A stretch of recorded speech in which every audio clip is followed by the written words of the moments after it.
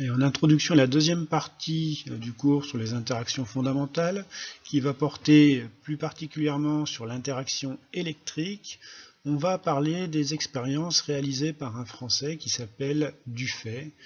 Et le texte qu'on va étudier a été publié par Charles Dufay en 1733. Donc, il écrit à cette époque: on frotte un tube de verre pour le rendre électrique, et le tenant dans une situation bien horizontale, on laisse tomber dessus une parcelle de feuilles d'or. Sitôt qu'elle a touché le tube, elle est repoussée en haut à la distance de 8 ou 10 pouces, et elle demeure presque immobile en cet endroit. Alors, pour voir les expériences de Dufay, j'ai fait des petites animations qui permettent de les représenter. Donc on a ici un tube en verre en bleu, la partie électrisée est représentée en rouge, et bien sûr en jaune c'est la feuille d'or. Donc cette feuille d'or tombe dans un premier temps sur la partie électrisée du tube en verre, elle s'électrise par contact et elle est repoussée par le tube électrisé jusqu'à être maintenu à une distance qui lui estime à 8 ou 10 pouces, ça fait entre 20 et 30 cm à peu près. Il en conclut qu'il demeure donc constant que les corps devenus électriques sont chassés par ceux qui les ont rendus électriques. Car lorsqu'on laisse tomber la feuille sur le tube, il attire vivement cette feuille qui n'est nullement électrique, mais dès qu'elle a touché le tube, elle est rendue électrique elle-même et par conséquent, elle en est repoussée et s'en tient toujours éloignée. Donc il va poursuivre ses expériences en étudiant ce qui se passe si on approche un autre corps électrique de cette feuille d'or électrisée. Donc là encore, j'ai représenté le fait qu'elle soit électrisée en l'entourant d'une bordure rouge. Ce qui me déconcerta prodigieusement fut l'expérience suivante. Ayant élevé en l'air une feuille d'or par le moyen du tube, j'en approchai un morceau de gomme copal frotté et rendu électrique. La feuille fut s'y attachée sur le champ. Donc le problème là est que l'expérience qu'il vient de réaliser met à mal ce qu'il a énoncé précédemment, à savoir qu'un corps qui est rendu électrisé par un autre corps est repoussé par ce corps. Donc là, comme la gomme copal est électrisée, elle devrait également repousser la feuille d'or électrisée. Donc il poursuit en écrivant: j'avoue que je m'attendais à un résultat tout contraire parce que, selon mon raisonnement, le copal, qui était électrique, devait repousser la feuille d'or qui l'était aussi. Je répétais l'expérience un grand nombre de fois. La même chose arriva en approchant de la feuille un morceau d'ambre ou de cire frotté. Donc il fait la même chose avec de l'ambre. La feuille d'or est électrisée par le tube en verre. Et une fois qu'elle est électrisée, s'il approche le morceau d'ambre, au lieu d'être repoussé par l'ambre électrisée, la feuille d'or vient s'y coller.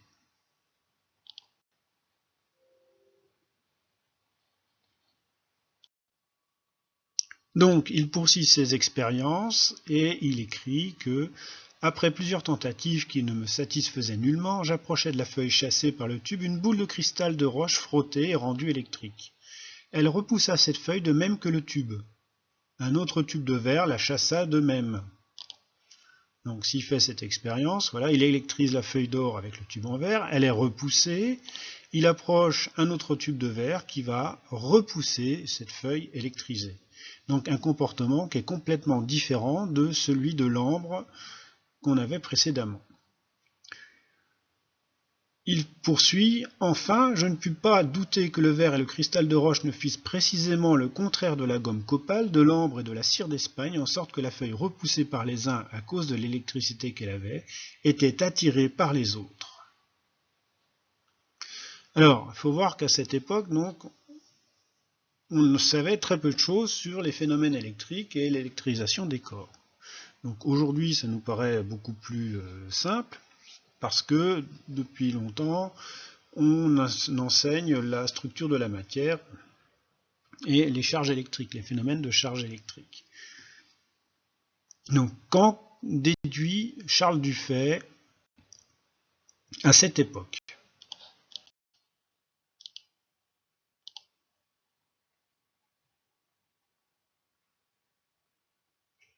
Eh bien, il va en déduire qu'il y avait peut-être non pas une forme d'électricité, mais deux formes d'électricité que j'ai représentées ici sous la forme d'une électrisation rouge et d'une électrisation verte.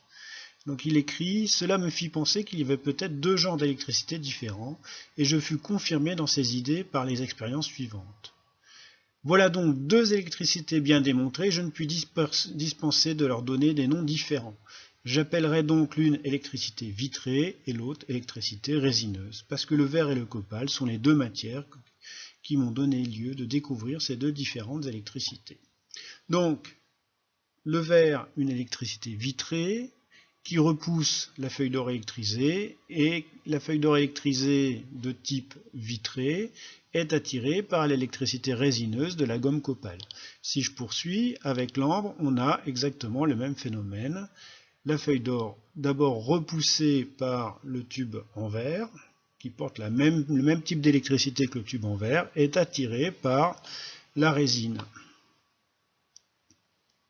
Alors aujourd'hui, ces deux formes d'électricité, on ne les appelle plus vitrées et résineuses, mais on dit positives et négatives à cause de la charge électrique, car on sait que l'électrisation des corps est liée à l'apparition d'une charge électrique qui peut être négative ou positive. Donc, vu sous cet œil, la dernière expérience de Charles Dufay, qui consiste à approcher un bâton de verre d'une feuille d'or électrisée, vu que la feuille d'or et le bâton en verre portent le même type d'électricité, vitrée ici, bien sûr, cette feuille d'or va être repoussée par le bâton de verre qu'on approche.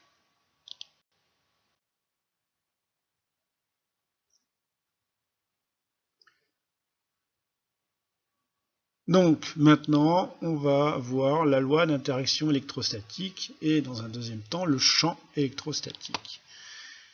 Alors, l'interaction électrostatique, elle existe entre des particules A et B qui possèdent une charge électrique. Alors on les note, ces charges Q, donc QA pour la charge de la particule A, QB pour la charge de la particule B, et ces charges peuvent s'attirer ou se repousser par interaction électrostatique. Donc, d'après ce qu'on a vu, QA et QB sont de même signe, même type d'électricité, on a une répulsion. Si QA et QB sont de signes contraires, dans ces cas-là, on a une attraction. Donc, la particule A va exercer une action sur la particule B, qu'on va représenter par un vecteur force, et qu'on note FA sur B avec une flèche. Donc, pour le dessin, j'ai pris ici deux particules, A et B. J'ai choisi QA négatif et QB. Ici, les deux sont séparés d'une distance R.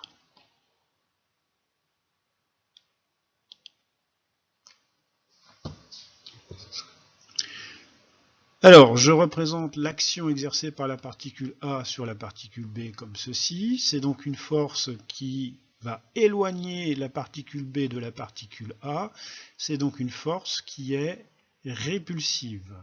Si elle est répulsive, ça veut dire que la charge ici placée en B doit être négative également. Alors, on va donner maintenant les caractéristiques de la force exercée par la particule A sur la particule B. Donc, les caractéristiques, je vous rappelle, il y en a toujours 4. Il y a la direction, le sens, le point d'application et l'intensité de la force. Donc, la direction, c'est celle de la droite AB. Le sens, alors, ça dépend si on a affaire à une attraction ou une répulsion.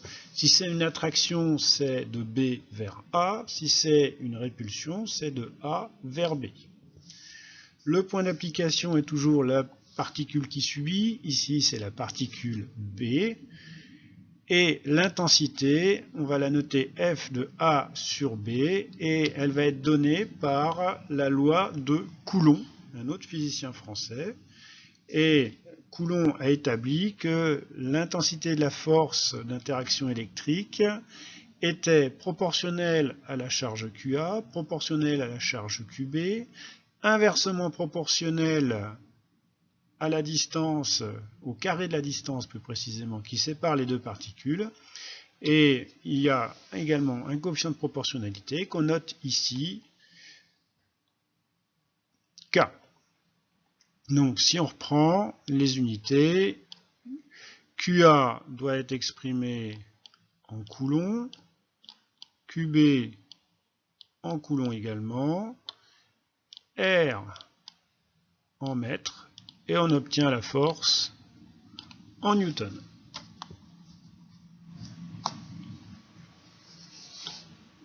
K est un coefficient de proportionnalité dont on va donner la valeur un tout petit peu plus tard.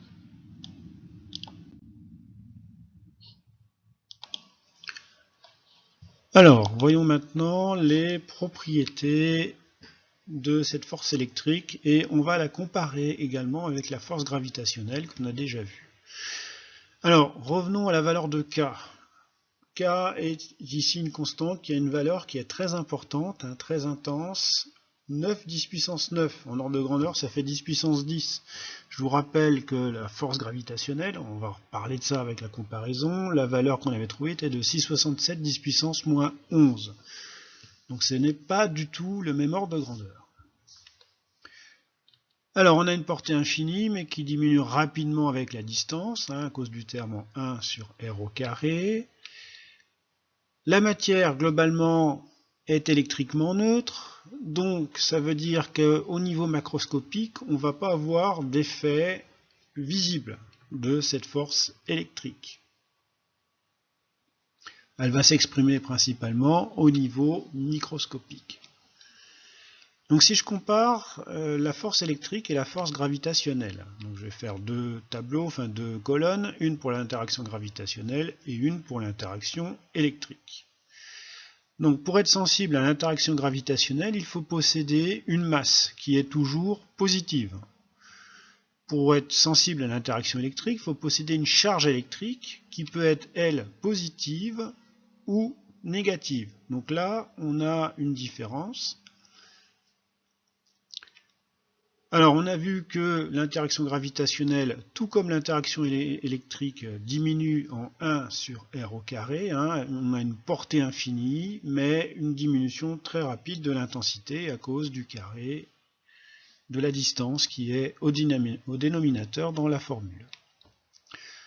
L'interaction gravitationnelle est toujours attractive, alors que l'interaction électrique peut être attractive ou répulsive. Attractive si on a des charges de signes opposés, répulsive si on a des charges de même signe. L'intensité est faible pour l'interaction gravitationnelle à cause de la très faible valeur de la constante, alors que l'intensité est très forte pour l'interaction électrique à cause de la valeur très intense du K qu'on a dans la formule. Mais du fait que l'interaction gravitationnelle est toujours attractive, on va avoir un effet à longue distance, car les petites masses qui s'attirent vont voir leurs effets se cumuler. A l'inverse, vu que la matière est neutre au niveau macroscopique, on ne va pas avoir d'effet à grande échelle de l'interaction électrique. La matière est neutre, donc pas de charge, et pas de charge, pas d'interaction électrique.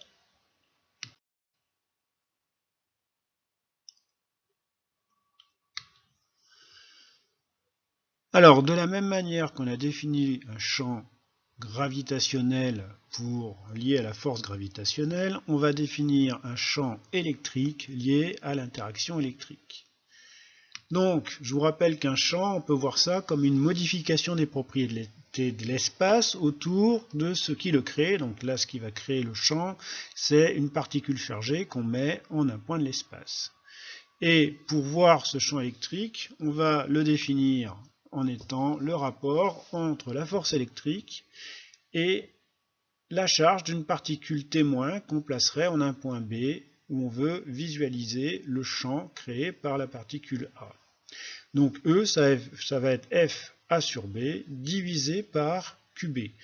Alors, c'est une expression vectorielle, hein. Il y a un vecteur, une flèche sur le E et sur le F, et vous remarquerez que pour QB au dénominateur, je n'ai pas mis de valeur absolue qui enlèverait le signe de la charge.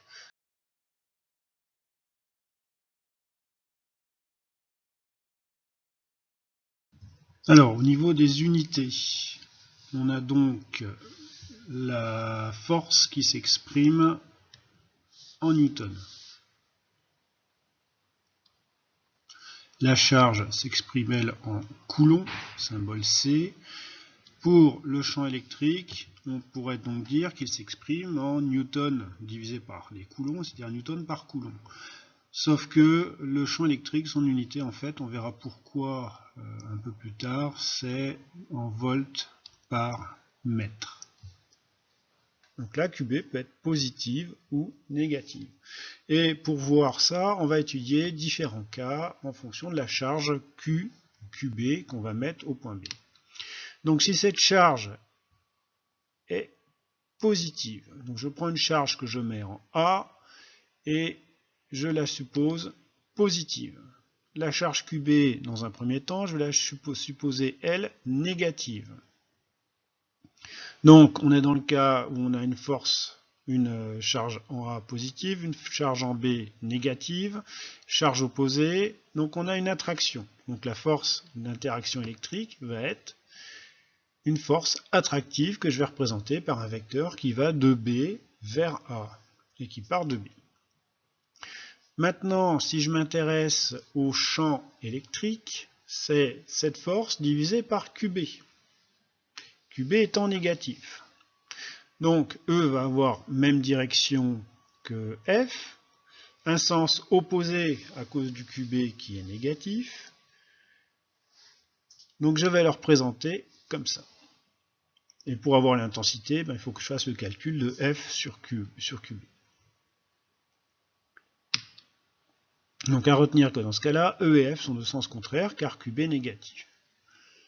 Maintenant, si j'ai toujours Q positif, mais QB positif, on est dans le cas où les deux charges sont positives, de même signe, donc on a une répulsion. Donc F va être dirigé dans le sens A vers B, en partant de B bien sûr, qui subit l'action de A. Pour avoir le champ, je fais toujours la même formule, E égale F sur QB, avec cette fois-ci QB positif. Donc E va avoir même direction et même sens que F. Et l'intensité, il faut faire le calcul, mais vu que les valeurs sont les mêmes, sans le signe, on va avoir la même valeur pour E. Donc on retrouve avec un E qui est exactement identique au premier cas. C'est heureux parce qu'on veut qu'il soit indépendant de la particule qu'on place en B, bien sûr. Donc dans ce cas-là, E et F sont de même sens, hein, car QB est positif. Donc à retenir que si la charge placée en A est positive, le champ E va avoir tendance à s'éloigner de A selon un rayon. Donc selon un rayon, on va dire qu'il est radial, et vu qu'il s'éloigne du centre, il s'éloigne de A, on va dire qu'il est centrifuge. Donc sur la diapositive,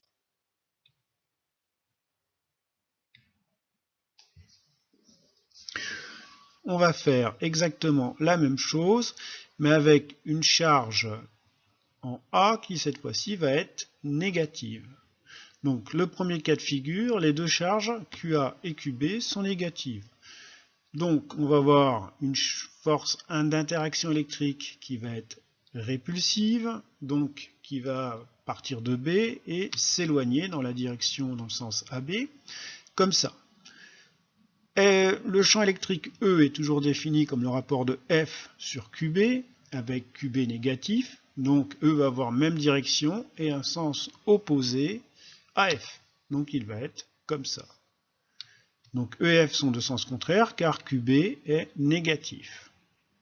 Le dernier cas de figure, Q est négatif et QB est positif.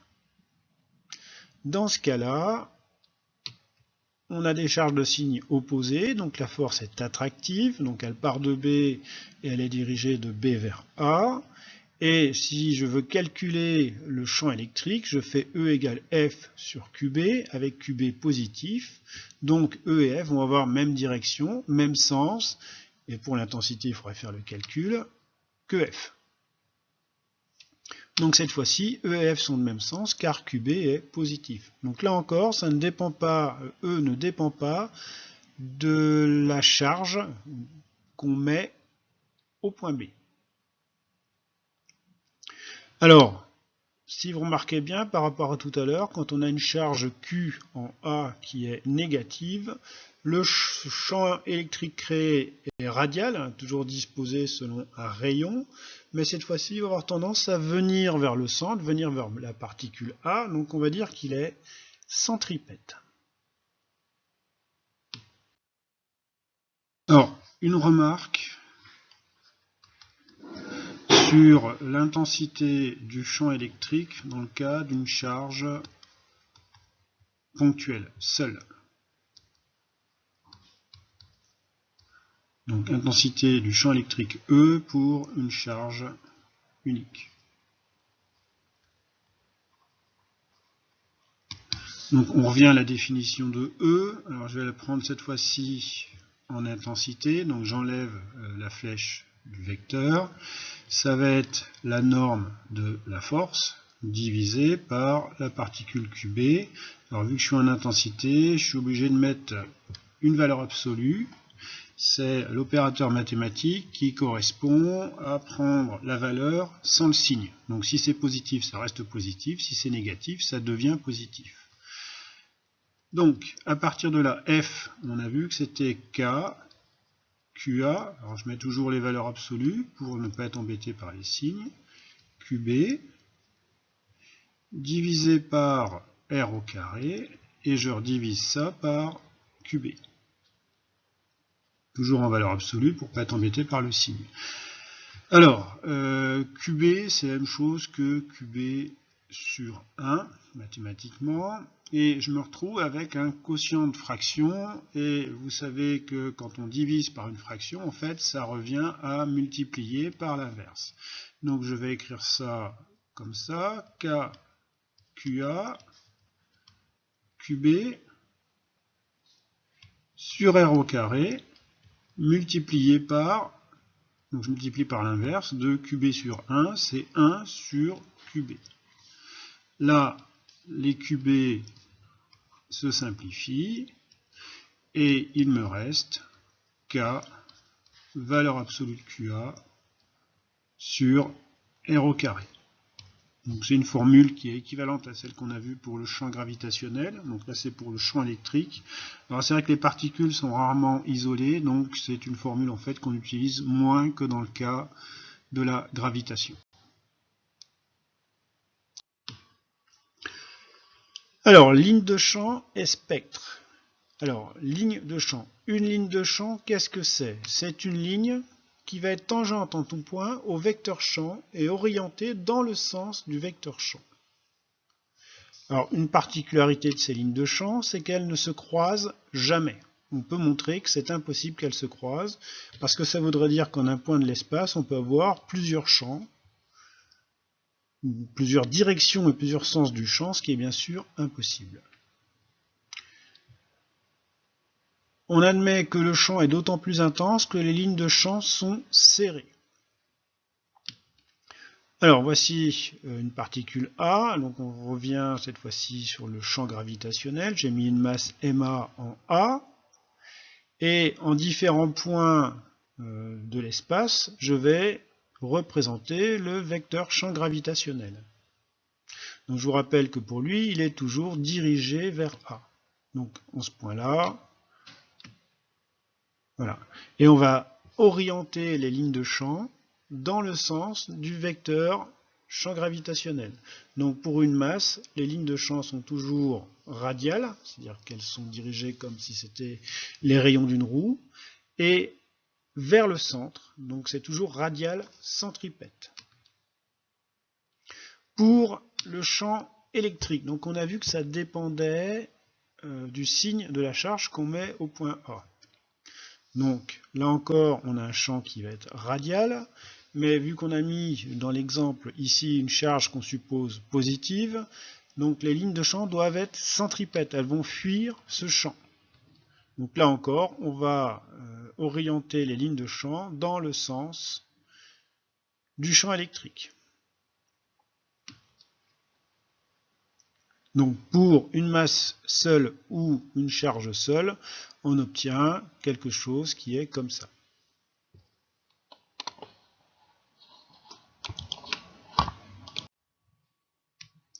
Alors qu'est-ce qu'un spectre?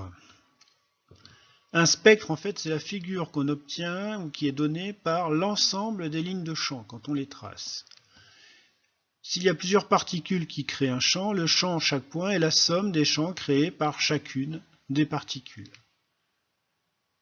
Et comme précédemment, le vecteur champ est tangent en chaque point de la ligne. Donc plus le champ est intense, plus les lignes de champ vont être, elles, serrées. Exemple, si je m'intéresse au champ électrique créé par deux charges opposées. Alors, si je prends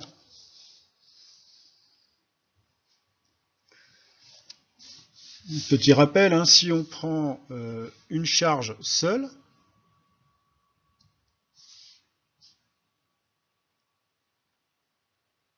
donc j'ai supposé que j'ai une charge qui est positive.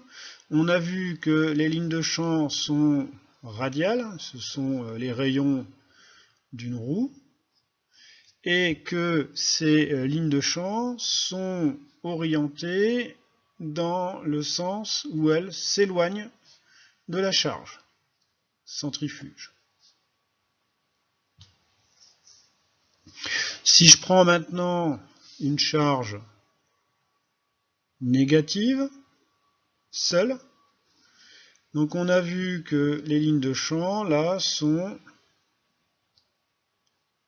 toujours des rayons, mais que cette fois-ci, elles sont orientées vers la charge, centripète. Alors, si je prends maintenant un point, par exemple celui-ci, je vois que mes lignes de champ pourraient se croiser. En ce point-là, j'ai la particule positive qui va me créer un champ qui est comme ça, je vais l'appeler E1. En ce point-là, la particule négative va créer un champ que je peux représenter comme ça et que je vais appeler E2. Et le champ vu en ce point-là va être la somme des champs E1 plus E2, somme au sens vectoriel. Donc pour construire la somme de deux vecteurs, je vous rappelle qu'il faut faire le parallélogramme qui s'appuie sur ces deux vecteurs. Donc ici, je retrouve mon vecteur E2.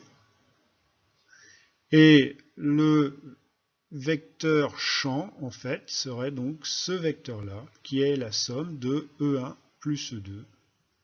Donc je vais écrire E égale E1 plus E2. Donc en gros, je vais effacer tout ce qui n'a plus lieu d'être. Au point noir que j'ai représenté ici, le champ électrique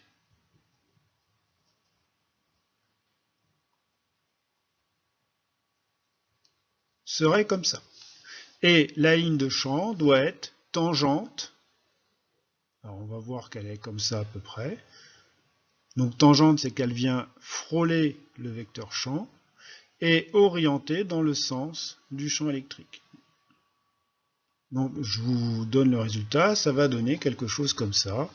Et là, la ligne de champ est tangente au vecteur champ électrique. Donc si je fais ça en tout point de l'espace, voici la figure qu'on obtient. Donc on a une charge positive à gauche, une charge négative à droite, et on a des lignes de champ qui vont de la charge positive vers la charge négative. Et si je m'intéresse au champ électrique créé à un endroit, par exemple ici, eh ben, il va être tangent. Donc la tangente, c'est cette direction-là, c'est celle qui vient frôler la courbe. Donc le champ électrique va être comme ça. Alors normalement, il doit vraiment frôler.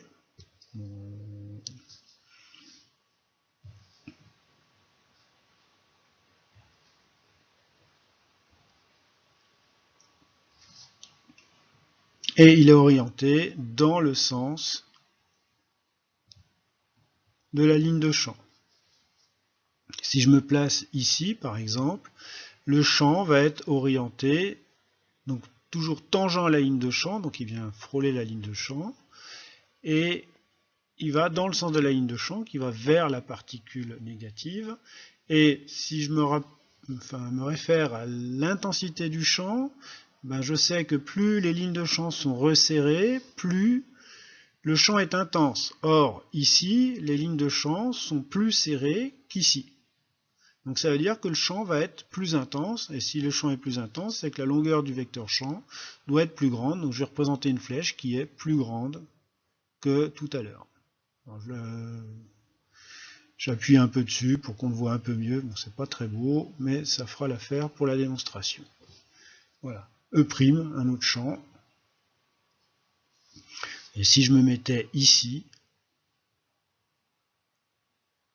eh ben, la ligne de champ doit être tangente. Donc la tangente, ce serait la droite horizontale qui vient frôler la courbe. Et le champ doit être orienté dans le sens de la ligne de champ. Donc je vois bien qu'elle va de gauche à droite. Donc je vais orienter mon vecteur de gauche à droite. Et au niveau de l'intensité, je vois que les lignes de champ sont encore plus éloignées. Donc cette fois-ci, je vais avoir un champ qui va être assez faible, que je vais représenter comme ça. E seconde avec une flèche.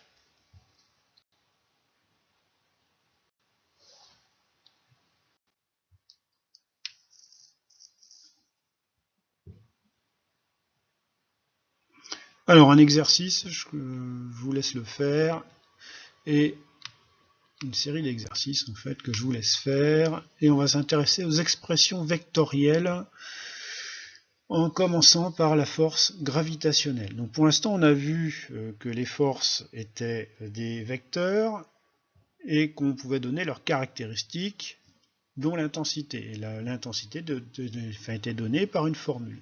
Maintenant, on peut donner directement une expression vectorielle des forces gravitationnelles et électriques. Donc pour ça, on prend le même schéma, deux particules A et B, avec des masses MA et MB.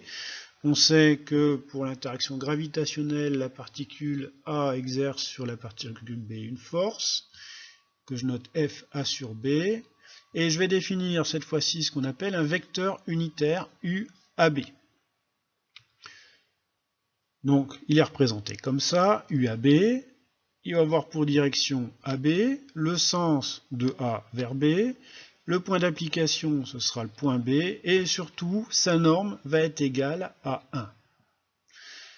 Et si je veux représenter la force d'interaction gravitationnelle, FA sur B, eh ben ça va être G MA MB sur R au carré, que multiplie le vecteur UAB, et vu que F et UAB sont opposés, devant je vais mettre un signe moins. Donc ça me permet d'avoir dans une même expression vectorielle à la fois l'intensité de la force, sa direction et son sens.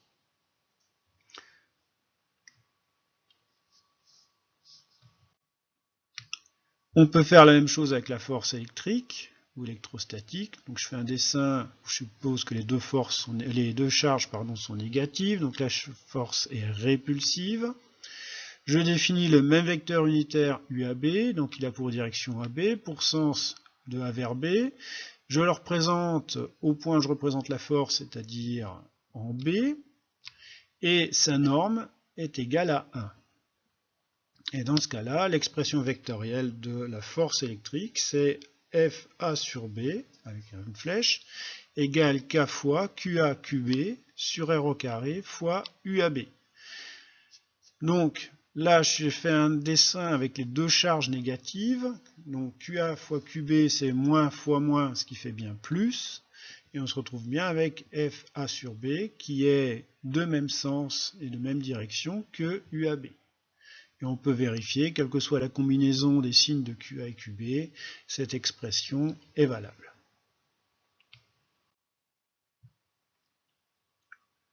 Pour le champ de gravitation, c'est toujours la même chose. On a vu que GA était comme ça, le champ créé par la particule A en B est comme ça. Donc, je définis toujours mon vecteur UAB comme ayant comme direction AB le sens de A vers B. Le point d'application, c'est le point qui m'intéresse de l'espace, c'est donc le point B, et la norme de UAB est égale à 1, et le vecteur champ gravitation, est égal à moins GMA sur R au carré UAB. C'est lié au fait, le moins, que GA et UAB sont de sens opposé. Pour le champ électrostatique, donc toujours la même chose. Donc je fais un dessin où QA et QB sont négatifs. Donc on a un champ qui est dirigé vers QA qui est négatif. Donc toujours le vecteur unitaire avec les mêmes définitions. Et cette fois-ci le champ électrique E, pour une particule unique, c'est K fois QA sur R au carré UAB. Donc je vois bien ici que E et UAB sont de sens opposés, et comme QA est négatif, que K est lui positif, R au carré, c'est un carré, c'est toujours positif, donc le K QA sur R au carré est une grandeur négative, j'ai bien E et UAB de sens opposés. Et je peux vérifier que ça marche quel que soit le signe de la charge qu'on place en A.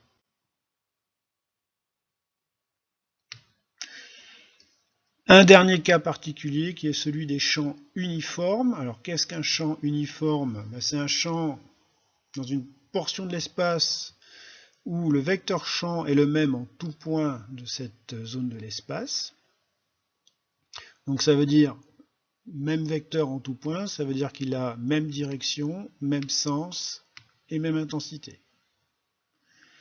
Une conséquence de ça, c'est que les lignes de champ sont des droites parallèles.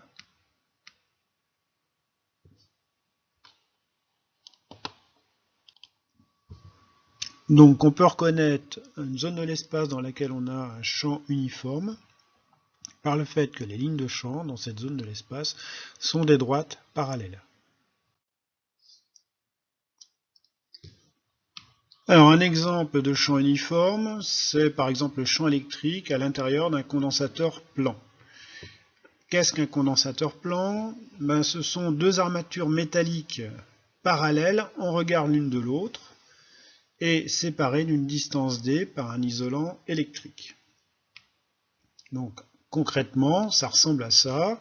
On a deux plaques métalliques qui sont reliées à un générateur et qui sont séparées d'une distance d. Alors pour créer des charges sur les plaques métalliques, on les relie à un générateur. Donc là on a le côté moins, là on a le côté plus. Donc côté plus, on va avoir des charges positives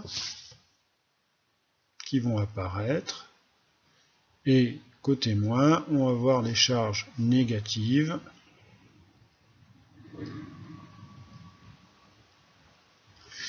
et bien sûr, globalement, ça reste neutre. Les charges positives sont égales en valeur absolue aux charges négatives sur l'autre plaque. À l'intérieur d'un tel condensateur, en fait, on montre que les lignes de champ sont des droites parallèles entre elles et perpendiculaires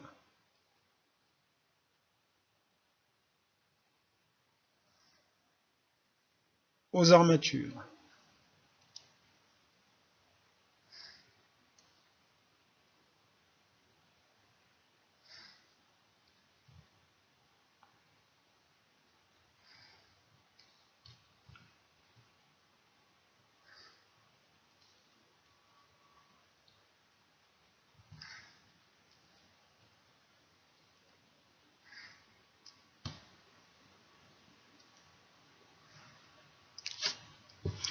Et elles sont orientées toujours du plus vers le moins.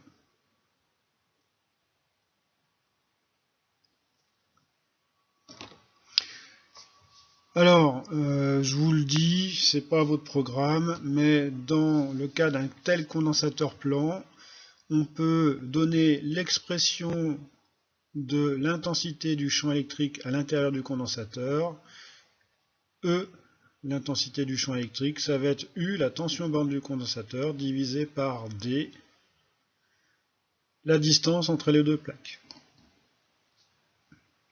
Donc U en volts, D en mètres et E en volts par mètre. Donc si je ne vous avais pas donné l'unité du champ électrique, c'est des volts par mètre.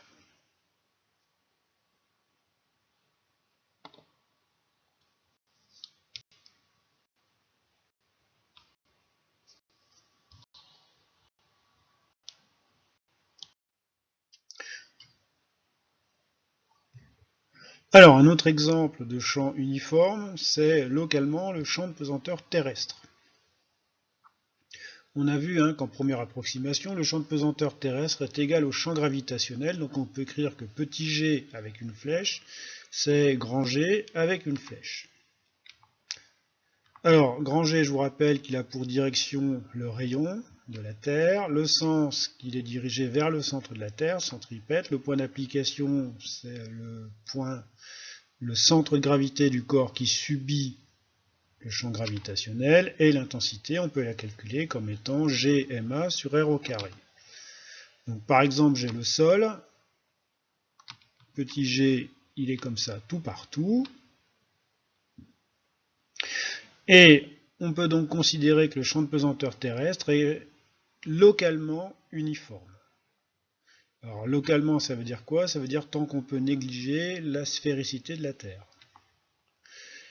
Donc, petit g a pour direction, lui, verticale, vers le bas. Le point d'application, c'est le centre de gravité du corps. Et l'intensité, si je relie les deux en disant que petit g, c'est grand G, ben je vois que petit g, c'est grand G ma sur R au carré. Ma étant bien sûr la masse de la Terre. Et si on fait l'application numérique, on va trouver 9,8 newtons par kilogramme. Bon, c'est en première approximation, je vous rappelle que en réalité, dans le calcul du champ de pesanteur terrestre, intervient la rotation de la Terre sur elle-même. D'où une petite différence. Alors ça va jouer sur quelques centièmes dans la valeur qu'on trouve pour G. Pour nous, on s'arrêtera au fait que les deux sont égaux localement.